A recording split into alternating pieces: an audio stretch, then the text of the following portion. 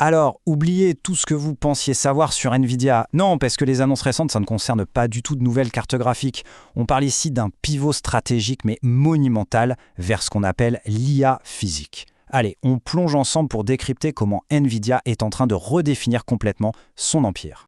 Pour bien comprendre, on va commencer par la conclusion. Nvidia n'est plus une simple entreprise de puces graphiques. C'est fini, cette ère est terminée.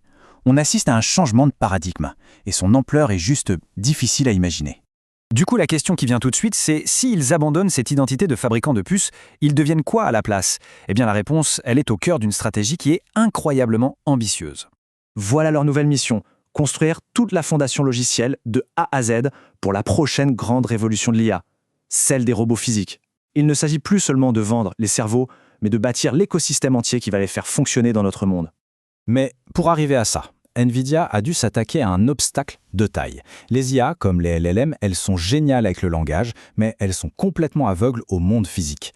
La solution d'Nvidia, c'est un tout nouveau type de modèle d'IA qui a été conçu spécifiquement pour ça, pour combler ce fossé. Et c'est là que ça devient vraiment intéressant, avec ce concept de modèle de monde. La version d'NVIDIA, qui s'appelle Cosmos Reason 2, elle n'est pas faite pour prédire le prochain mot dans une phrase, mais la prochaine conséquence dans le monde réel. C'est littéralement le cerveau de l'IA physique. Regardez, ce visuel illustre parfaitement la différence. Un LLM, c'est un maître de la langue. Un modèle de monde, c'est un maître de la physique. L'un comprend la grammaire, l'autre, il comprend la gravité. Le saut technologique est juste immense. Et les capacités de ce cerveau sont assez fascinantes. Il raisonne sur la physique, il planifie des actions complexes. Prenez l'exemple tout bête de préparer un repas. Cosmos peut non seulement décomposer ça en des dizaines d'étapes, mais en plus il peut s'adapter en temps réel si, par exemple, le sel n'est pas à sa place habituelle. C'est ce qu'on appelle de l'intelligence situationnelle. Bon, avoir un cerveau aussi puissant que Cosmos, c'est une chose. Mais comment on le connecte efficacement à un corps, à un robot? C'est là que la stratégie de Nvidia prend une tournure absolument géniale, avec une annonce qui change la donne pour toute l'industrie. Le coup de maître, il est là, c'est ce partenariat. Au lieu de verrouiller leur technologie, Nvidia fait quoi? Ils intègrent leur modèle Gero 0T directement dans les robots, un framework qui est open source et très populaire sur Hugging Face. En d'autres termes, ils offrent les clés de leur royaume à toute la communauté des développeurs. Et les implications stratégiques, elles sont énormes. En rendant leurs outils super faciles à adopter, ils cherchent à les rendre indispensables. Ils ne forcent personne. Ils créent simplement le chemin le plus simple et le plus puissant, en s'assurant que tout le monde finira par l'emprunter. C'est malin. Et cette stratégie, ça déclenche ce qu'on appelle en business un flywheel, un effet de volant d'inertie. C'est une boucle qui s'auto-alimente et qui devient de plus en plus rapide. On va voir comment Nvidia a ingénieusement construit cette machine à croissance pour la robotique. C'est un cercle vertueux, c'est ça qui est puissant. Plus il y a de développeurs qui utilisent leurs outils, plus il y a de données du monde réel qui sont collectées. Ces données permettent à Nvidia d'améliorer ses modèles, ce qui attire encore plus de développeurs. Le volant tourne de plus en plus vite et leur avance devient écrasante.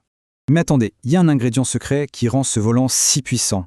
C'est un concept qui s'appelle Sim to Real, de la simulation au réel. Et ça, c'est vraiment la clé de voûte de toute la technologie Nvidia. Il faut vraiment voir le Sim to Real non pas comme une petite fonctionnalité, mais comme un véritable fossé concurrentiel. Un moat, comme on dit en anglais. C'est une barrière technologique qui est extrêmement difficile à franchir pour tous leurs rivaux. Et voilà la recette de ce fameux moat. Ils fusionnent leur simulateur ultra-réaliste Omniverse avec le cerveau physique, Cosmos. Le résultat est presque magique. On peut entraîner des robots dans ce jumeau numérique avec une fidélité telle que leur transfert dans le monde réel devient quasi instantané. Ça réduit les coûts et le temps de développement d'une manière drastique. Alors, si on met tout ça bout à bout, qu'est-ce que ça signifie pour l'avenir de la robotique? Pour le dire simplement, on assiste très probablement au début d'une ère complètement nouvelle. Ce tableau résume parfaitement le changement de paradigme.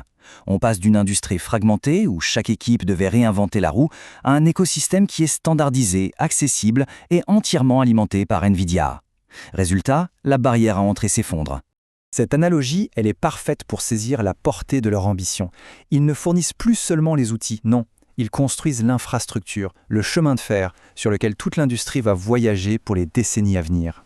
Et on termine avec cette pensée qui peut sembler un peu vertigineuse. En cherchant à standardiser la manière dont les machines interagissent avec le monde physique, Nvidia ne construit pas seulement une plateforme pour des robots. La question se pose vraiment, est-ce que ce n'est pas le système d'exploitation de la réalité elle-même qu'ils sont en train de bâtir ?